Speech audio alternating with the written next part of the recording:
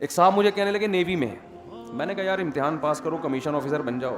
کہنے نہیں بھائی آفیسرز جو ان میں تکبر بہت ہوتا ہے، میں فوجی بن کے زندگی گزاروں گا تو مجھ میں تواضع. میں نے کہا ٹھیک ہے بھائی اچھی بات ہے، آپ فوجی بھی اچھی بات ہے، مجاہد ہے اللہ کی راہ میں لڑنے والا، لیکن اگر اللہ نے آپ کو صلاحیت دی ہے اوپر جانے کی تو آپ جیسے آدمی کے لیے نیچے رہنا یہ اللہ کی نظر میں پسندیدہ نہیں. مالی لحاظ سے پاورفل ہونا اور جسمانی لحاظ سے طاقتور ہونا.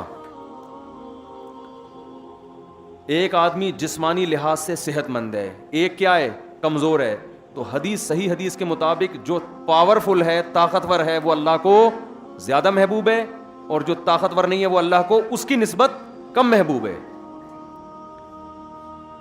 ممکن ہے بہت سے لوگ یہ سوچیں کہ یار ہم غریب ہیں ہمارا پھر کیا، ہم تو اللہ کے گویا محبوب ہی نہیں ہیں. دیکھو جو بھی کمزوریوں کی جتنی قسمیں ہیں نا، چاہے نالج کے لحاظ سے کمزوری ہو، عہدے کے لحاظ سے کمزوری ہو، صحت کے لحاظ سے کمزوری ہو، تو there are two types of کمزوریز. ویکنیس کی کتنی قسمیں ہیں؟ دو قسمیں. ایک کمزوری جو اللہ کی طرف سے ہو اور ایک آپ کی طرف سے ہو. وہ جو تاجر 1 ارب روپے کما سکتا ہے مگر کما کتنا رہا ہے 1 کروڑ، تو وہ 1 ارب والے کی نسبت کمزور ہے. اللہ کی طرف سے یا اپنی طرف سے ہے؟ وہ اپنی طرف سے ہے نا. سمجھ میں آ رہی ہے بات کہ نہیں آ رہی؟ ایک آدمی کمزور ہے اللہ کے. ایوب علیہ السلام کی ساری زندگی کمزوری میں بیماریوں میں گزری، بیماریوں میں گزری نا ایوب علیہ السلام کی ساری زندگی. یہی ان کا کمال تھا کہ انہوں نے صبر کیا. تو وہ اللہ کی نظر میں صحت مندوں سے زیادہ محبوب تھے. وجہ اس کی یہ تھی جو بیمار ہے وہ کمزور بھی ہوتا ہے نا، وہ تو کچھ نہیں کر سکتا، وہ تو بیچارہ بستر پہ پڑا رہتا ہے. وجہ اس کی یہ تھی کہ یہ ایوب علیہ السلام کی جو کمزوری اور بیماری یہ ایوب علیہ السلام کی اپنی طرف سے نہیں تھی، یہ کس کی طرف سے تھی؟ اللہ کی طرف سے. غربت اللہ کی طرف سے ہو یہ آزمائش ہے، اس میں اللہ آپ سے ناراض نہیں ہوگا. کمزوری اللہ کی طرف سے ہو یہ اللہ کی طرف سے.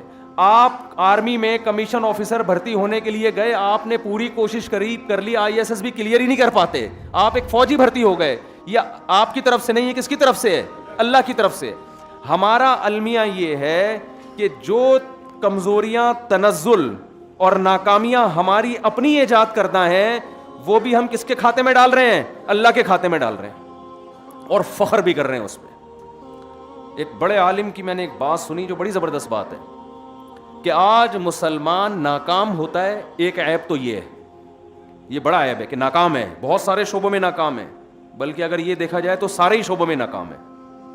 حقیقت ہے، یہ کوئی ایک شعبہ نہیں ہے جس میں مسلمان من حیث القوم کامیاب ہے.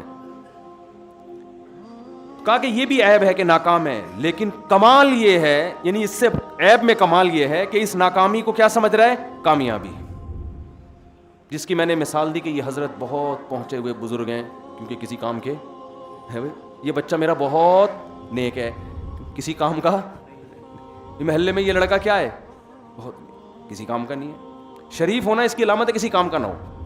یعنی ایک بعض لوگوں کی نظر میں یہ شرافت اس کو کہتے ہیں، حالانکہ شرافت کہتے ہیں کہ شر اور آفت نہ ہو. شر اور آفت سے پاک ہو تو شرافت بنتی ہے، شر اور آفت کو ملاؤ تو شرافت بنتی ہے نا. تو خوب سمجھ لیں کہ یہ اسلام کا غلط تصور ہے. ہم اگر صحابہ کی زندگیاں اٹھا کے دیکھتے ہیں، نبی کی سیرت اٹھا کے دیکھتے ہیں، پیغمبروں کی سیرت ہم پڑھتے ہیں، تو بہت ہوشیار تھے ہر معاملے میں.